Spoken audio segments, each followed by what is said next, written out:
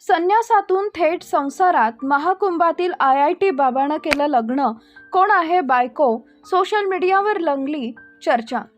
आपल्या आयुष्यात कधी कोणतं वळण येईल हे सांगता येत नाही. कधी एखादी व्यक्ती उच्च शिक्षण घेऊन कॉर्पोरेट जगात आपलं नाव कमावते, तर कधी अचानक अध्यात्माच्या वाटेवर चालू लागते. गेल्या काही महिन्यात सोशल मीडियावर अशाच एका व्यक्तीची प्रचंड चर्चा झाली.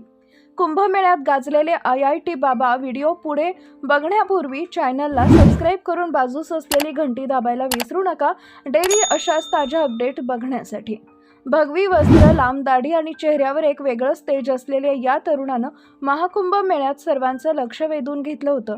चर्चा फक्त त्याच्या वेशाची नव्हती, तर त्याच्या शिक्षणाची होती. मी IIT मधून शिक्षण पूर्ण केलंय असं सांगणारे या तरुणाची ओळख सोशल मीडियावर IIT वाले बाबा म्हणून झाली. अनेक प्रसंगी तो ट्रोल देखील झाला. पण आता या IIT बाबा पुन्हा एकदा चर्चेत आला, तो म्हणजे त्याच्या लग्नामुळं. त्याच्या आयुष्यात एक नवीन आणि अनपेक्षित वळण आलंय. अध्यात्माच्या मार्गावर चालणारे या बाबांनी आता संसाराची नवी इनिंग सुरू केली आहे.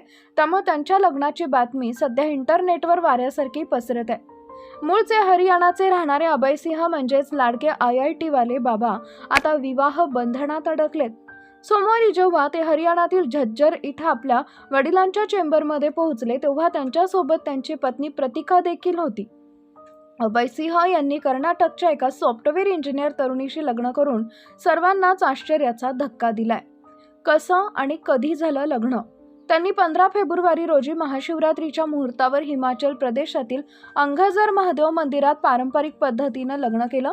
त्यानंतर 19 फेब्रुवारी रोजी त्यांनी रीतसर कोर्ट मॅरेज देखील केले. अभय आणि प्रतिका यांची भेट सुमारे 1 वर्षापूर्वी झाली होती. प्रतिका या मूळच्या बेंगळुरूच्या असून त्यांनी इंजिनिअरिंगचं शिक्षण पूर्ण केलंय. लग्नानंतर आता हे जोडपं एका विशेष मिशनवर काम करणार आहे. प्रतिका यांनी सांगितलंय की अभय हे अतिशय साधे, प्रामाणिक आणि सच्चे व्यक्ती आहेत. आता आम्ही दोघे मिळून सनातन धर्माचा प्रचार आणि प्रसार करण्यासाठी काम करणार आहोत. अभय सिंह सध्या श्री युनिव्हर्सिटी स्थापन करण्याच्या प्रोजेक्टवर काम करतात. या विद्यापीठात केवळ पुस्तकी ज्ञान नाही, तर आध्यात्मिक साधना आणि प्राचीन भारतीय ज्ञानावरही लक्ष केंद्रित केलं जाईल. अभय सिंह यांचे वडील कर्णसिंह हे झज्जरमध्ये नामांकित वकील आहेत. ते बार असोसिएशनचे अध्यक्षही राहिले. आपल्या पत्नीसोबत वडिलांच्या चेंबरमध्ये पोहोचलेल्या अभय यांनी जुन्या आठवणींना उजाळा दिला.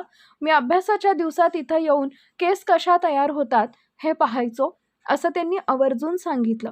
त्यांना पाहण्यासाठी आणि त्यांच्यासोबत सेल्फी घेण्यासाठी झज्जरमध्ये लोकांची मोठी गर्दी झाली होती.